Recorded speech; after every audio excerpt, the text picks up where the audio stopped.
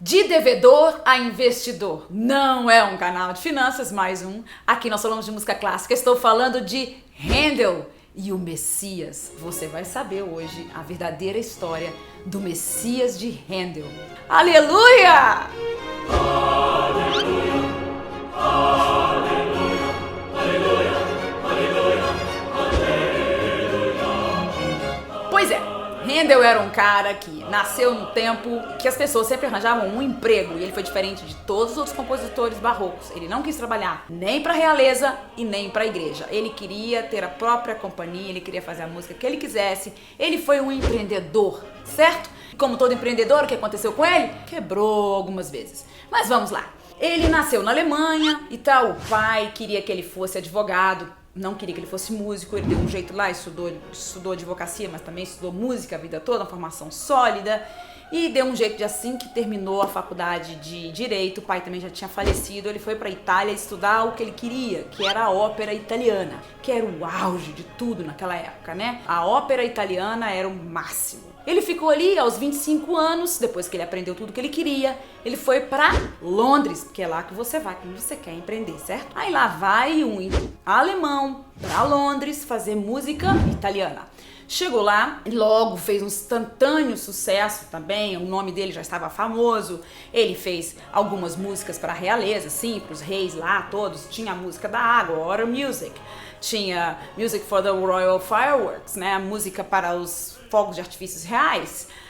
Mas como eu disse, ele não arranjou nenhum, ele não ficava atrás de patrono, nem de patrocinador. Ele queria fazer música de entretenimento para alta classe. E assim ele abriu uma companhia de ópera. Uma não, 3, porque ele queria fazer muitas óperas. Ele tinha um rival lá em Londres, que era um italiano, e sempre a aristocracia ou dava atenção para as óperas de Handel ou para do italiano, e ficava aquela guerra. Isso foi bom para ele, para o italiano, para todo mundo e tal. O que acontecia muitas vezes é que ele fazia um retumbante sucesso, era sucesso de bilheteria também, só que ele investia muito na próxima produção e aquilo foi virando uma bola de neve até que fomos chegando a 1730, que ele já estava endividado, só que ali ainda existia muita entrada de muita ópera uma atrás da outra, só que em 1730 o povo mudou.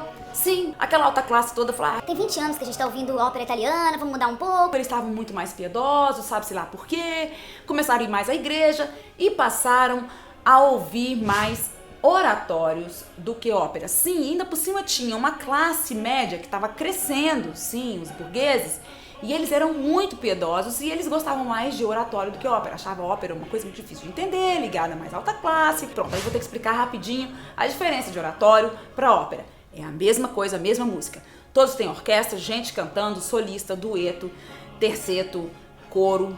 Tem sempre uma história por trás, é um drama, é um teatro cantado, só que a ópera fala de histórias comuns, qualquer história, e ela é sempre cantada no teatro, com cenário e figurino. Mas o oratório não. O oratório tem que ser só sobre histórias da Bíblia e tem que ser cantado e produzido no oratório, ou seja, aquela parte da igreja que fica entre o santuário e a sacristia. Ali tem uma parte tipo casa do coro, ali era o oratório. E você não pode ter cenário e nem vestimenta especial, ou seja, figurino. Sempre esqueço essa palavra.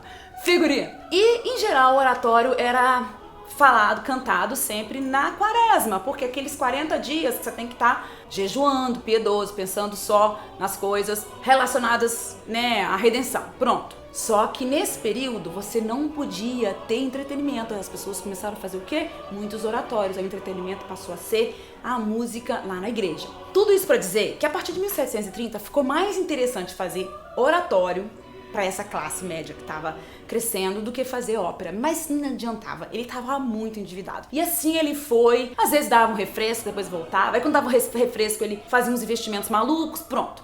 1741 chega, ele tem 56 anos, bem endividado, e pra você ter uma ideia, às vezes ele nem acendia as velas da casa dele, do palacete que ele vivia em Londres, que aliás, vocês não sabem quem mais viveu no mesmo palacete depois? Jimi Hendrix! Sim, a casa de Handel também foi a casa de Hendrix. Pois é, ele começou a ficar muito endividado e um dia ele ia pra prisão. Sim, porque tinha a prisão dos endividados. Mas também tinha um fundo dos endividados, que eram doações feitas por pessoas, em geral da classe média alta, que juntavam esse dinheiro para ajudar os endividados, para tirar eles de lá. Pois é, ele foi ajudado por esse fundo para ele não ir para a prisão. Ele ficou com tanta vergonha e ele se aproximou nessa época do povo mais piedoso da igreja e tal, porque ele era terrível. Ele tinha situações, ele mesmo dizia que às vezes ele era o diabo em pessoa. Pois é, na hora que ele estava ensaiando a ópera, quando ele brigava com as pessoas. Mas ali ele recebeu a visita um dia de uma pessoa que ele gostava muito, que era um desses empresários muito cristãos, e ele trouxe para ele e falou: Olha, eu fiquei sabendo aqui desse libreto, tá? Não é de ninguém famoso. Na verdade, esse libreto é basicamente uma compilação de textos bíblicos, seja do Velho Testamento como do Novo Testamento, falando do Messias, ou seja, a história de Jesus. Ele pegou o libreto imediatamente e, segundo ele não tinha muitas cartas, mas várias pessoas ouviram ele dizer, e foi documentado, que ele escreveu isso em 24 horas. Ele escreveu o Messias em 24 horas. Quando ele terminou o coro aleluia, ele disse que estava realmente diante do céu. Então, para ele foi uma redenção. E ele fez uma coisa linda. Falou: bom, apesar de eu estar precisando muito, toda a renda dos ingressos dessa récita vai diretamente para o fundo dos endividados. Porque da mesma forma como eu fui ajudado, eu quero ajudar. Bom, resultado. O Messias de Handel foi tocado e cantado pela primeira vez no dia 13 de abril de 1742 em Dublin, na Irlanda. E tinham 700 pessoas que pagaram muito dinheiro para assistir. Dizem que as pessoas ficavam do lado de fora e com as janelas abertas em casa para ouvir o coro que vinha lá do teatro, da igreja. O mais interessante que eu fiquei sabendo hoje, que eu tava procurando para saber mais novidades para vocês, lembra que tinha as mulheres usavam uns vestidos assim com um arco? Pois é, veio um anúncio inclusive o seguinte, para as mulheres não irem com aquele hoops, que chamava hoops, para deixar o vestido aqui, para ter mais espaço para mais gente. Então elas foram já com um vestidinho mais basiquinho e tal, para todo mundo entrar. Resultado, 142 pessoas saíram da prisão dos endividados aquele dia com os recursos que foram... Eu fico arrepiada. Com os recursos que vieram dessa primeira resta do Messias. No segundo ano foram feitos vários Messias e o próprio rei estava lá. E o rei disse que ele deu uma dormidinha assim, né, deu uma cochiladinha. E aí quando veio, aleluia, ele levou um susto e levantou. Pode levantar? Ele levou um susto e levantou. Pois é, como ele era rei, né, tudo que um rei faz vira o quê? Tradição. Então até hoje, na hora que chega o aleluia, todo mundo levanta, porque o rei George da época, que são vários Georges que existiram em toda a história, George do momento levantou, e aí todo mundo também hoje levanta. Bom, resultado. Sabe o que aconteceu com a vida dele depois do Messias? Ele fez a ópera de novo, ele fez outros oratórios, mas o Messias foi um novo momento da vida dele. Ele ainda viveu 18 anos, ele terminou com uma fortuna. Recentemente, o Bank of England, Banco da Inglaterra, fez uma exposição dos investidores históricos. E um deles era justamente Handel. Desde 1742, eles foram mostrando que entrava muito mais recursos do que saía, e ele passou a fazer investimentos muito mais sábios, e ele terminou com 4 milhões de libras investidos. Ele não tinha herdeiros, mas enfim, o recurso dele ficou lá, e ele durante toda a vida, até o final, ele doava uma boa parte dos ingressos do Messias para esse fundo de endividados. Eu acho essa história absolutamente incrível e retumbante, assim como o Aleluia. Pensa bem, essa é uma obra, uma das mais conhecidas da história da música, não é música clássica, da história da música.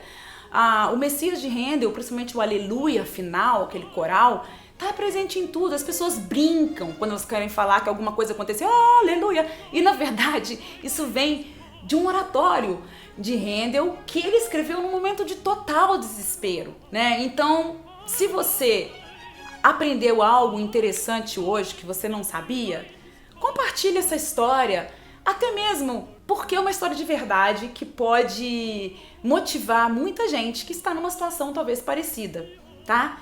Um beijo e vá ouvir o Aleluia, porque ele faz um bem danado pra alma. Por último, sim, a edição odeia quando eu falo por último. No fim da vida ele disse assim: antes do Messias, eu só queria entretê-los. Eu espero que depois eu os tenha mudado. Aleluia.